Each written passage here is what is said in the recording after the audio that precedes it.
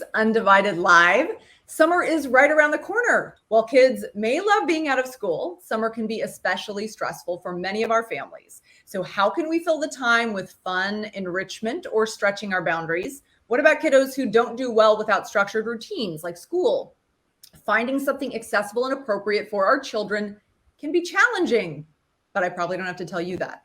And the age-old question is, how can we pay for a summer of specialized activities, especially if our child requires supports to participate? So today we're going to talk about how regional center services can ease the stress of filling the 2-month summer spread. Respite, camps, social rec, aides, and more. We're getting you ready for summer with Regional Center. I'm Lindsay Crane, and I head the content and community teams at Undivided. With me today, we welcome back Undivided Public Benefits Specialist, Lisa Konkoff-Kronbeck.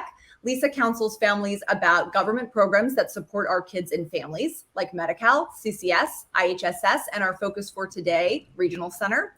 She's also the mom of an 8-year-old with Down syndrome and self-identifies as an individual with disabilities. And after Lisa tells us how we can optimize our summer, we'll be bringing on special guest Larkin O'Leary, who is the co-founder and president of Common Ground Society. Here she is. Hey, Larkin. Hi. Common Ground Society is a nonprofit organization that educates communities on inclusivity and empowers them to be more compassionate and accepting of people with disabilities. Larkin is a mother of 2, including a son with Down syndrome. She is going to be documenting her quest for summer services with help from her Undivided navigator, Kelly. She is going to put into motion what we're discussing with Lisa today, and you're going to be able to follow along. So what is the first thing that we need to do before requesting summer services from Regional Center? I think the first thing that you'd want to do is review the IPP and make sure that it includes goals that support the kind of services that you're thinking about asking for. Because as always, the Regional Center is going to fund services that will help your child meet the goals in the IPP.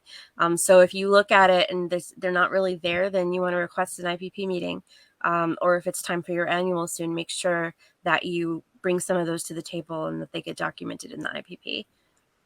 Right. So before even jumping in, look and see if there's already something there that's going to validate your requests, right? Yeah. And then after that, I would say to kind of think to yourself, and just in terms of preparing to make your funding request, I would say to think about 3 things. Think about what are the additional services and supports that your child is going to need to get through the summer. And that can be recreational, that can be additional behavioral supports if they don't do well with changes in structure. What do they need for the summer? The next question is, what do you need? Do you have other kids who are home? Do you have a changing work schedule for the summer? What are the resources that you're going to need in order to meet your child's needs? And that might include respite or childcare. And then the third thing to think about is what are the generic resources that are available to you? Because the Regional Center will want to know, and that will be a consideration in terms of thinking of funding, is what are the generic resources? Does your child have ESY extended school year from the school district? Are there insurance programs that can be covered by your health insurance? Is there family around for support? Just think about what are the generic and natural supports that are around you. And those are the 3 things that you want to think about in terms of where the Regional Center can fill the gaps. And by generic resources, that resources that are available to everybody. Like if your local Parks and Recreation has a summer camp, and your child can participate, that's something to think about in terms of generic programs that are available. If your child is going to school during the summer, that is a service that the district provides, and so the Regional Center is going to think about that too.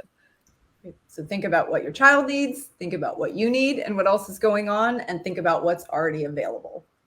And look at your IPP and figure out. So that's the before, right? That's the, let's get prepared. And then I wanted to start thinking about an obvious Regional Center resource that can help with some childcare, which is respite, which a lot of people are familiar with. So what is the difference between respite and specialized supervision? Because I know we hear a lot of those kind of thrown in together. So what do parents need to know about the difference? So specialized supervision is essentially daycare. It's daycare for children who are not able to participate in the usual programs that parents send their kids to for daycare, like the after school programs, like hanging out on the yard after school, or local programs, or just having a babysitter come if they need additional support. So specialized supervision is childcare for parents who work full time. So it's based on the parents' unavailability because they're working full time. So they're going to think about what available childcare there is for kids of typically developing kids of the same age, and they're going to think about are the parents working full time. Respite is in-home care specifically to allow the parents a break from their child's extraordinary needs. So it's not that the parents are gone because they're working, it's that the parents need a second to run errands, they need to spend time together, they need to spend quality time with the other kids in the house. It's not childcare because the parents are at work, it's childcare because the parents need to take some time for self-care and get a break. So those are they're two different services. They're coded differently. They're assigned differently. They have different eligibility criteria. And so if you aren't working or you work part-time, can you get an increase in respite hours if your child isn't in ESY? So, I mean, one of the things you're going to want to know is why the child isn't in ESY, but during the time that I think it's gonna depend on what other resources are available, as usual. And it's going to depend on when your work schedule is relative to the time that your child needs care. They're going to look at all the other services that are available to you. What about if you are not working and it's after ESY, right? You do your 4 weeks or whatever it might be of ESY. Can you ask for additional respite hours after ESY is finished? You can ask for additional respite hours. But you're usually going to need to make kind of a compelling argument for why you need those additional respite hours. As always. Right. And then a question just came in. Iris was asking a question for a parent. She said, what if you do not think that ESY is appropriate because it's not an inclusive setting? Regional center would not provide support to the mom for that time since they have the option for ESY, but it's their personal choice not to use it. That is a challenge that I personally have faced in similar situations.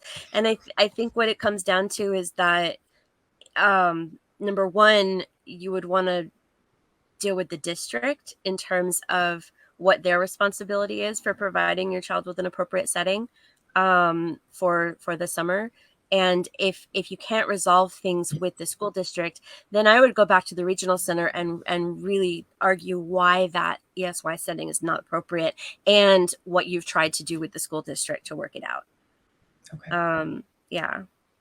So provide everything you can.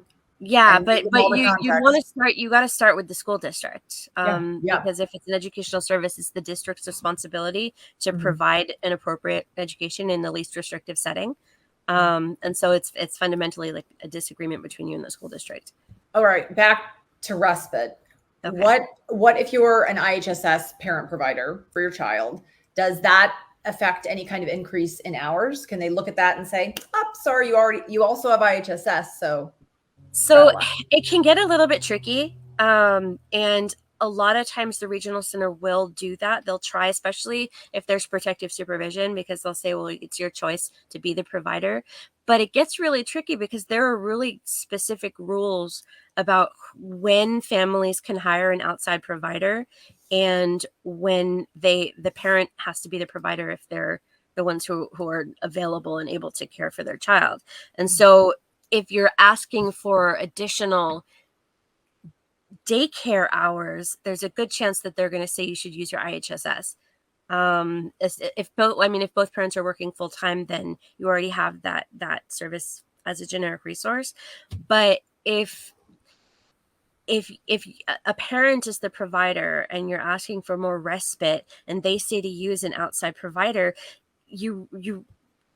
the circumstances under which you can get respite are different from the circumstances under which you can use IHSS to hire an outside provider. There are situations where you can use IHSS as respite to run errands or to take care of essential household tasks, but you can't hire an outside provider to provide IHSS services so that the parents can go to the movies, or Right. so that the parents can like take the other kids out to a park. Like it's much more restrictive. And so it's really easy to say, oh, well, it's your choice to be the provider, but IHSS has very particular rules about hiring outside providers. Right. So So if you would be my response if they said, we'll use your IHSS. Absolutely. So then back to specialized supervision, if you work full time, so you can qualify for specialized supervision ostensibly. And so can you get extra hours then during the summer? And again, how does ESY affect that? So during the summer, it's going to vary from regional center to regional center. But what I see a lot is that they'll give like 4 additional hours of supervision per day to account for the time when the kids are out of school. Because ESY is usually a shortened school day. At least in my experience, it's a shortened school day. Everything is shorter. It's a shorter session of school. And so what I've seen is then they give like 4 hours additional supervision time per day. And sometimes it will be more if the child's older, like just in general, not just during the summer, but in general, a lot of regional centers will make more hours available for kids who are maybe 13 and up, because under 13, they say, well, there's some degree of parent responsibility for daycare because parents who have kids need daycare, right? But once they're adolescents, and you would expect that they might be able to not need childcare, some regional centers will give additional supervision hours at that point, because they're like, well, the parents of typically developing children wouldn't have the expectation of having childcare costs at that point. Right. Yeah. And Wendy she asked a great question. She said, how do you apply for specialized supervision for full-time working parents? So you would talk to your service coordinator. You would either at the IPP, or if you have the kind of relationship where you make requests in writing and the service coordinator will just kind of deal with them as they come. But yeah, it would be the service coordinator that you request, and you would, show them that you work full time and that you need those additional services.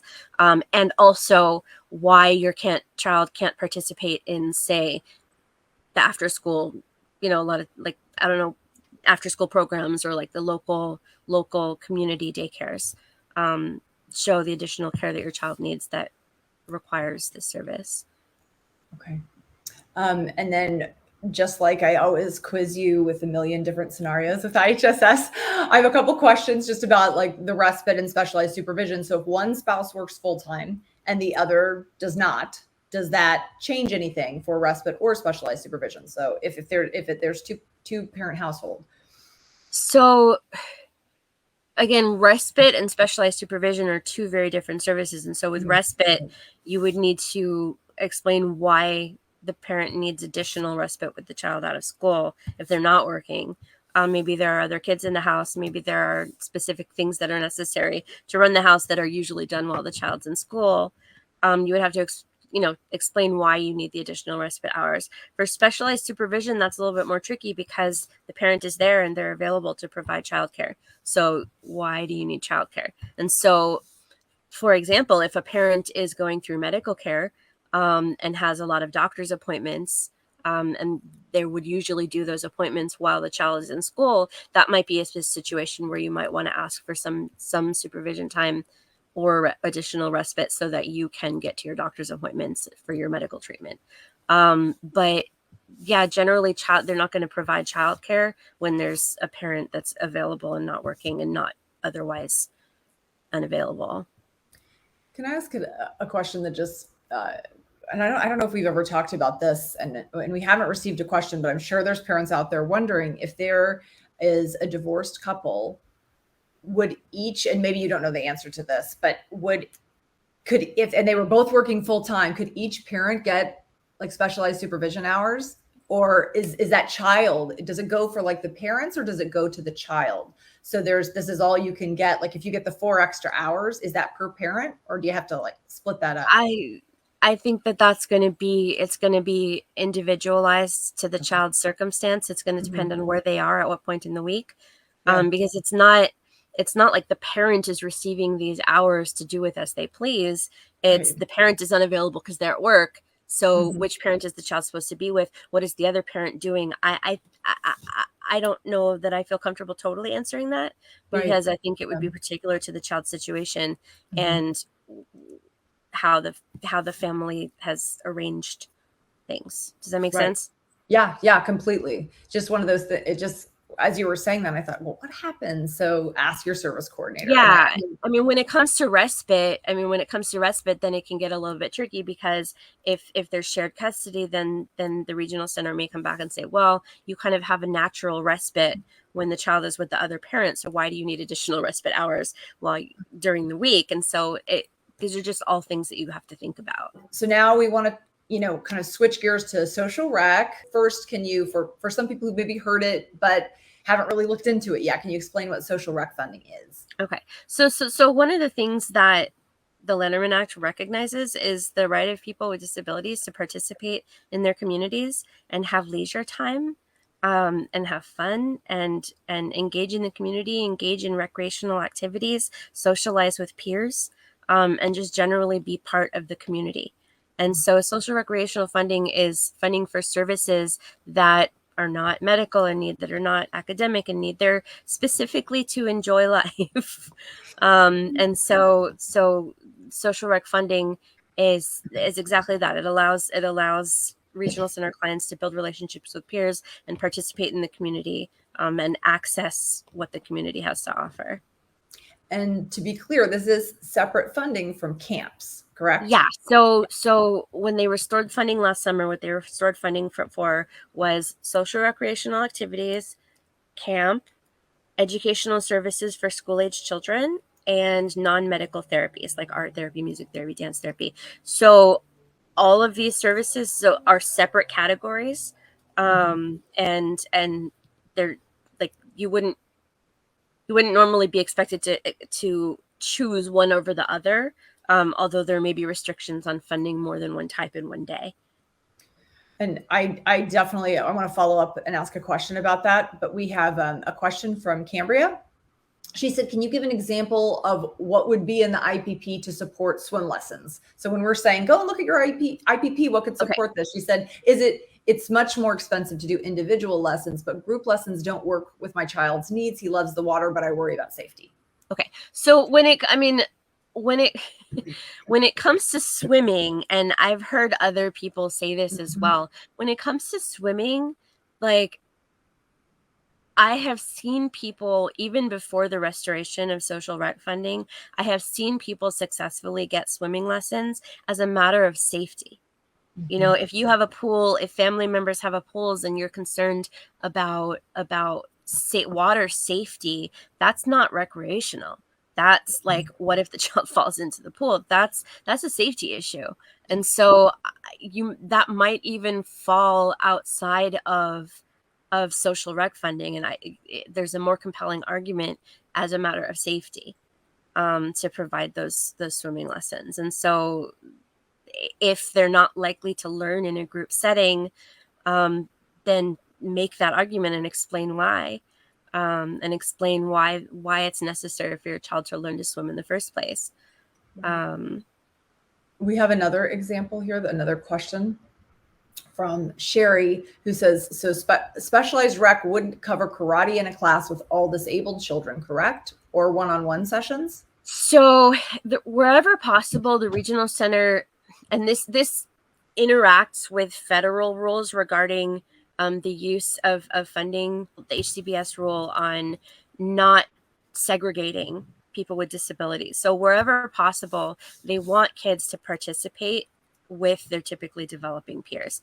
And if for those of you who are in the self-determination program, you know already that rule is in effect, that they don't want people only in programs that are designed for people with disabilities that don't have any typically developing peers in them.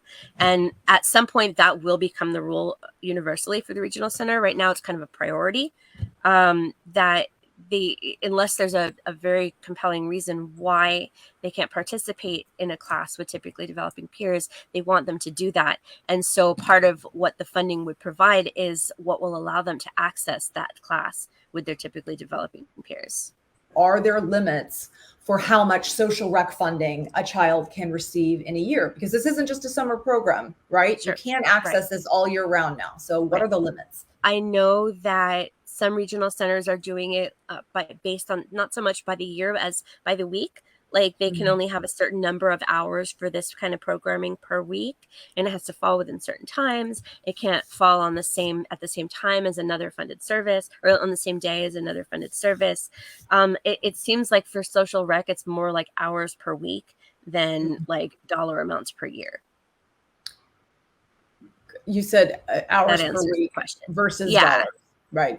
Hours, like the number of hours per week. And I mean, again, like like any expenses that you're asking for funding, you're gonna have to justify why they need that particular service and what goal it's going to help them reach. If it's a community, and I know that we'll get to this, is that if it's a community program, the regional centers will likely argue for some sort of parent responsibility. Like, if your kid's going to go to summer camp at the Y, the regional center is probably going to expect some of that to be parent responsibility. But if your child needs supports to participate in that program, then that's where you really want to emphasize like how your child will be able to engage in that community activity, assuming that they have the right supports in place. And a follow-up, I think, to what you just said about maybe the parent responsibility. Cambria asked, are there family income limits on asking your regional center to fund services? So I think that's kind of a two-part question, because I think there will be some degree, and like I said, I haven't seen all the service standards yet. I think there will be some degree of parent responsibility for community programs like Girl Scouts, Boy Scouts, if they're participating in like the local soccer or t-ball league. I think there will be some expectation of parent responsibility, and then the regional center would be funding the additional supports they need to participate in that. But I also think that if there's a really strong reason why this is kind of the program that will help your child meet this particular need and the family can't afford it, then I think that would be a reasonable request to make the request and see what happens. But yeah, it would be, my child needs this service, and without this funding, I won't be able to provide this service. Do you know what I mean? Yeah. But in terms of just generally accessing social rec programs, there isn't specifically an income cap. I hope I am saying your name right, because it is beautiful. Aqualula. She said, I have twins who elope and they keep telling me I can only get respite services, and respite is only in home, so I can't take them in the community. That would be where you may want to look into behavioral supports and behavior services. Mm-hmm. And for that, you would start with your insurance. If you have private insurance, start there. The next step would be Medi-Cal. And then if you have managed care, then Medi-Cal should cover it if it's medically necessary. If you have fee for service, that's a whole discussion that we'll have later.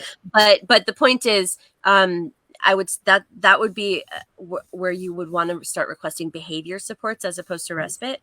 And in order for regional center to fund that, you have to show that your other resources will not fund it. But if you have Medi-Cal managed care, then if it's medically necessary, they should cover it. And Jana Aparna had good comments. She said, what language do we use to push back? And because then Aparna said, case manager says they don't have a directive from their director yet. I would still make that request in writing and ask for that response in writing. And then if that's consistent, if you're consistently getting that pushback, I would continue elevating to supervisor and file a complaint if you have to. Right. Because this is something that they're supposed to be doing. But what you often see with the regional center is what they'll tell you on the phone is not the same as what they're willing to put in writing. So if you ask them in writing, can you please provide me a copy of the policy that says that you don't provide social rec funding? See what comes of that. Right. That's great.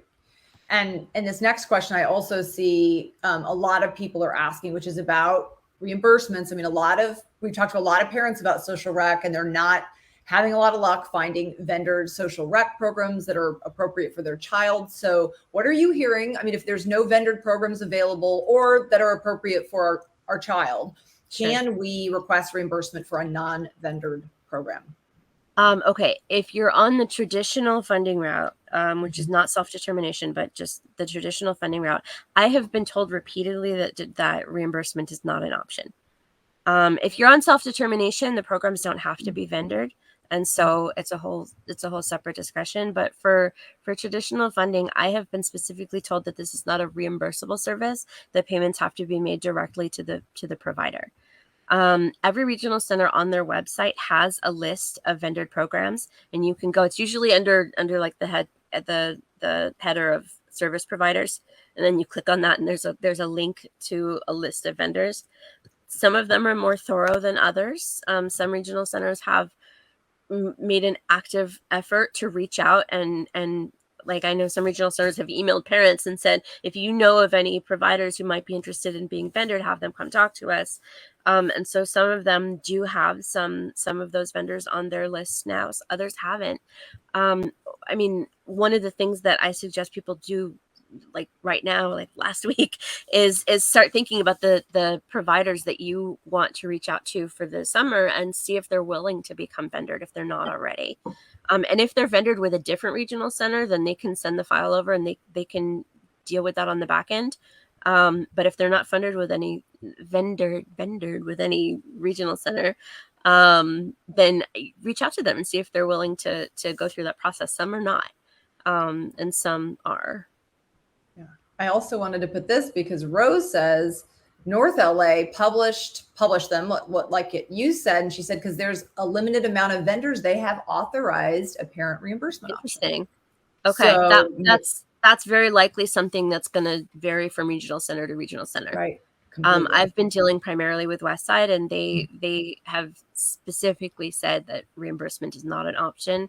Now, again, sometimes what is said and what actually winds up happening, if you have to appeal, I don't know. But they're saying right now that it's not feasible. And Caddy also, she said Lanterman are doing reimbursement for summer camps under the traditional setting. So maybe it's starting to be like timely. So maybe they're realizing they have to fulfill that. So, I mean, no matter where you are, ask, right? Jana just asked, is specialized supervision only available in the summer? No, specialized supervision is available year round. But summer is a time when people often have to ask for additional supervision because the kids are out of school. Right. So traditionally, specialized supervision is provided like after school and during breaks. So during the year, it's going to be like that block of time between when the kids get out of school and when you get home from work. Yeah. And another part of the social rec funding that you mentioned before was educational services. So does that mean that we can request tutoring or educational therapy in place of ESY or after it's complete? Sort of two questions. So the educational services are still not a substitution for generic resources. So the regional center will always say this is the payer of last resort. It's payer of last resort. So if you feel that your child needs additional educational supports during the summer, the first place you want to go is to the school district, because that's who has the primary responsibility for educational services. If they're not able to provide additional supports, that's when, and you can document that, that's when you would go back to the regional center and see if they can provide services during the gaps when the kids are not in school. You would definitely want to go to the school district first. Right. And then just see. And that's another thing, right? It's just been restored. I would love to hear from any families if you are asking for educational therapy or educational resources. I don't know how it's stated in the social rec, protocol, but I would love to hear, like, okay, did your child go to ESY? Was there regression this year? Was that enough of a reason? If the school is obviously saying we don't provide anything beyond ESY, we would love to hear again. Yeah, and educational therapy is one of those things that the school districts will often decline to provide. Right. And so that's something that Again, you want to ask them, but they generally don't unless it's through compensatory services. And so that might be something that you want to look into over the summer as an additional support. Okay. And so specifically for camps, we talked about social rec and how much you can get throughout the year, which depends. What about camp? Like, how much camp funding can a child receive year round? Because again, this is not just for summer camp, it's for camps. Right. So how does that look? I know that some of them will do it like the number of like a set maximum number of calendar days per year. Some of them will do it by season. So if you've chosen a summer camp, then that's your summer camp, and now you can choose a winter camp.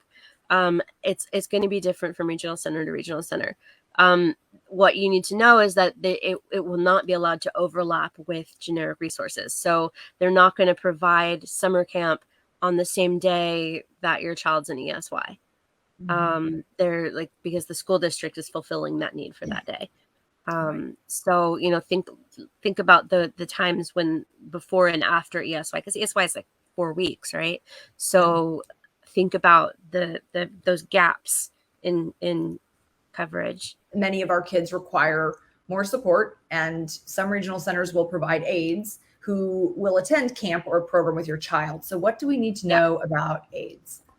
So I guess there's kind of a few different situations where kids would need a one-to-one in a program. The first thing you want to look at is your regional center's current service standards. A lot of regional centers already have an entry in their service standards for an inclusion aide. So, for example, your child is attending a community camp, but they need, like, the camp has not historically had a lot of kids with disabilities, and so they kind of need some guidance on how to make sure that they're being inclusive. Some of the regional centers already have that in their service standards for an inclusion aides that is meant to be phased out, where that person would go in and kind of be the one-to-one aide for now, but also give instruction to the program so that they don't need that in the future. What a lot of our kids need in any kind of program like that is a behavioral aide. Right. And that needs to come from the behaviorist and from the behavior plan.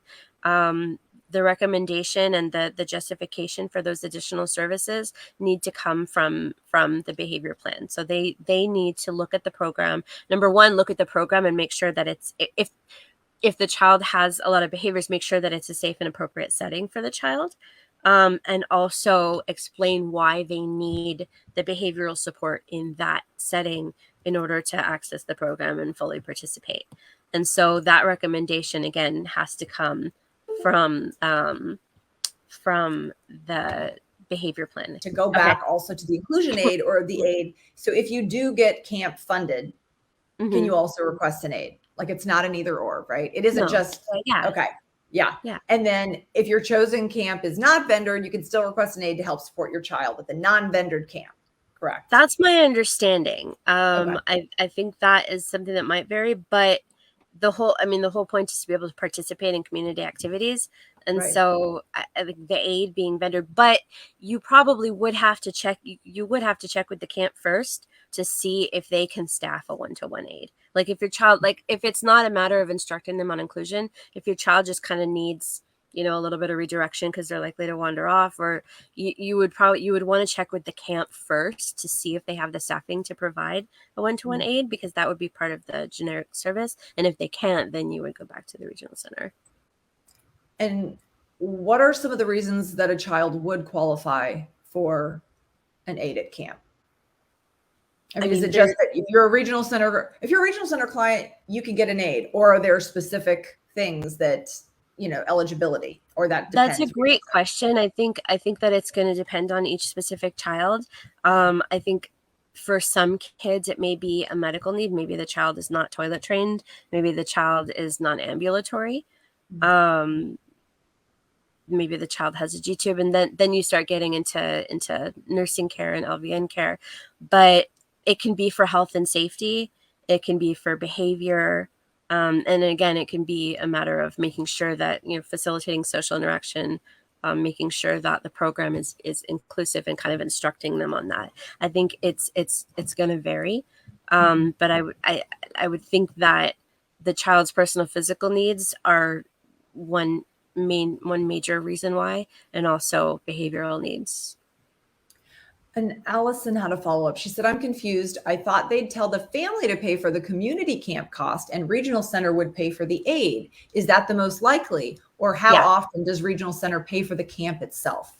That would be the most likely scenario. The most, if it's like the, the park and recreation camp or the YMCA camp, the odds are they're going to ask the parent to pay for the program that they would be paying for if their child didn't have a disability, and they would provide the additional supports. And so for the aide, do they have to be vendored, right? And is it direct pay or is it reimbursement? Yeah, it would be, it would be like paid to the behavior agency or to the nursing agency or whoever's providing the services. Like for respite, most regional centers have like a specific agency or two that they contract with. And then if you choose your person, then they have to go and enroll at that agency and get onto their payroll. But the agencies also have people who can come out and provide the service. Right. And Aquila Lula asked, how long does it normally take for them to approve paying for aides? Again, the answer is it varies. It depends on how much documentation you need to provide to justify the need for the aide. And also just know that typically the funding committees meet like once a week. And so if you make the request, you're not likely to hear back within a couple of days because they do those funding meetings once a week. I personally like to have things set up sooner rather than later. And so I'll start messaging them in like April or May to start asking about summer services. But a couple weeks at minimum. Again, it's going to depend on kind of the reasons why you need an aide and how long it takes you to go back and forth with them and communicate that and establish it. Right. And I guess I kind of asked this a little bit before, but do any of these services cancel the others out? For example, can we get additional respite, social rec, camps, and an aide if our child meets criteria? So they don't cancel each other out in the sense that they're not like mutually exclusive. So they're not going to say your child receives social rec, therefore you can't get respite, but they are going to look at what services you're getting to see kind of where the needs are. So for example, if your child is going to summer camp and you're asking for more respite too, they're going to say, well, you get a natural break. You get some respite while your child's at summer camp. And so we're going to deny this additional respite because you're already getting X number of hours per day when your child's at camp. And that's the time for you to go and do stuff. There might be reasons why that's not practical. If parents are working full time while their child is at camp, then they're still not getting that time to just breathe. And so there's all sorts of situations where like you can be asking for services and kind of explaining why you need them, but they are going to ask those questions. So just, bear that in mind. What can parents do right now to get started, Lisa? Like I said, first thing is to review your child's IPP. And look at the goals and make sure that all your concerns are addressed there and that there's goals to support the services that you want to ask for. Or if you're not really sure what services you want to ask for, think about all the concerns you have and kind of the goals that you want to get in there. And, ask to see the provider list and see what kind of services, or talk to friends, talk to other parents with kids with disabilities and see what services have helped their kids meet those goals. But start brainstorming and start making sure that those concerns and related goals are documented in the IPP. Right. And the second thing is call now. Start asking for those things now, because it can take time to get approval. And if the camp is in July, you might have a little bit more time, but our kids get out mid-June. And if you want to make sure that gap is filled between the time that they get out and the time that ESY starts, depending on your district, just start as soon as possible. Larkin has been listening this whole time. So come on in, Larkin. You're one of us. We have to show you something because Larkin and Lisa met a long time ago. I think when your kids were little babies. Okay. See. Oh, they're baby. This was at a Down syndrome conference, a national Down syndrome conference in Sacramento. And they were so tiny. Little babies. They're beautiful. I know they're so cute. And now they're big and they're ready for camp. And how do you feel going into the summer? Are you relaxed, stressed? You were, not thinking about it yet, just starting? Transition, I'm sure you are familiar, is hard. And then like the transition into school year. And so I'm still playing around with, is he going to do ESY? Because James is fully included in his first grade classroom. And then him going into ESY is not really the least restrictive for him. But, him having that interaction with kids every day instead of my 2-year-old, I go back and forth. I think about how much I would really love for his aide that he has currently in the classroom to continue with him during the summer and then hopefully never leave us because she's amazing. But trying to like play around with what is the best for him and the amount of transitions. I did sign him up for 1.5 camps, meaning I signed him up for one and then I filled out half the paperwork for another. And I just remembered that I still never finished that. So I have little forms like that all over my desk. It's so long. And with the medical, all having to list all the it's a whole thing. Lisa, with all of the options now back on the table, I feel like we have to, of course, figure out how to navigate those, but hopefully, today we'll start breaking those down and helping. But I feel like there's more options than ever for us to get the support that our kids need, to help them. Sometimes it helps with the medical stuff to just kind of like have a document that you already have and just say attached staple. Yeah, that's a good idea. Include it because it's just so much easier than trying to fit a million things into their little tiny form. Yeah, I know. Right. I was right on the back. But Larkin, and you have been kind enough to volunteer to share your summer quest with other parents. So we're going to be documenting Larkin's journey in planning a rock star summer for her son. But Larkin, why do you want to share your story with parents? Well, my tagline for life is you don't know what you don't know until you know. And so let's learn. Right. And, as I'm going through it and having to do all of the hard things, why not share it so that other people may not have to endure all of that. And so I'm happy to share what we're going through if it will make it easier for others. Awesome. Because of course we all know that the most we learn is from each other, from other parents, always. Exactly. Yep. But I know you met with your Undivided navigator, Kelly, for your boost call. Yeah. And if you're listening and you don't know what a boost is, our member parents get monthly boost calls with their navigator where they can talk about what they want to accomplish, what they already accomplished, questions or priorities that they need to tackle or anything on their mind. And we have a quick teaser from your Monday call that we wanted to share just so we can get excited about starting to follow you on your journey. So Let's take a look at that.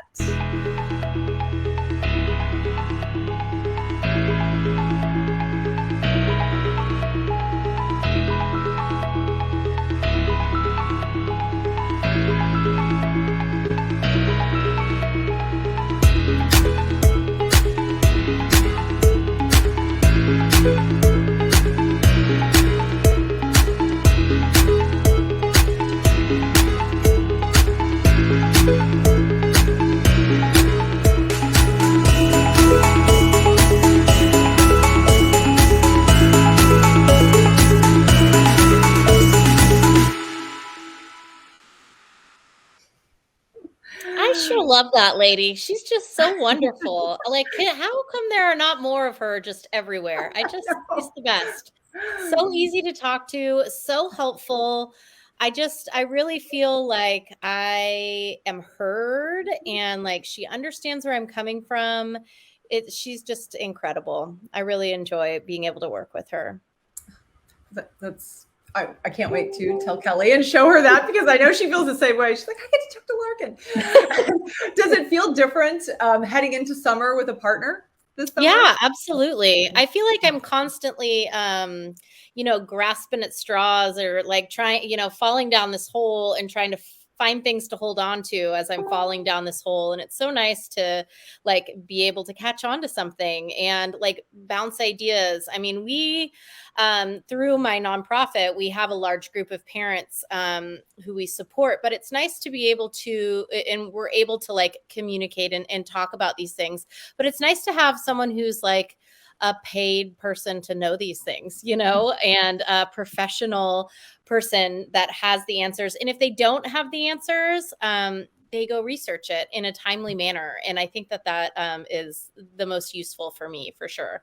I love this platform and feeling so connected, and so being able to understand and know what's out there, and it all being in one place. Like organizing is really hard for me, and there's so much to organize. If you've learned only one thing today, call your service coordinator right away, or at least, we'll have words for you. But we do know that things take time. So, try to get on it as soon as you can. You're going to be glad you did once your kid is, rushing, with joy to their camp. Also, if you want a summer partner, our Undivided navigators are ready to start your first boost. So Larkin and Kelly don't get to have all the fun. And we have a step-by-step guide built by Lisa that takes you through everything that we talked about today. And the best part is that you don't have to navigate that guide alone.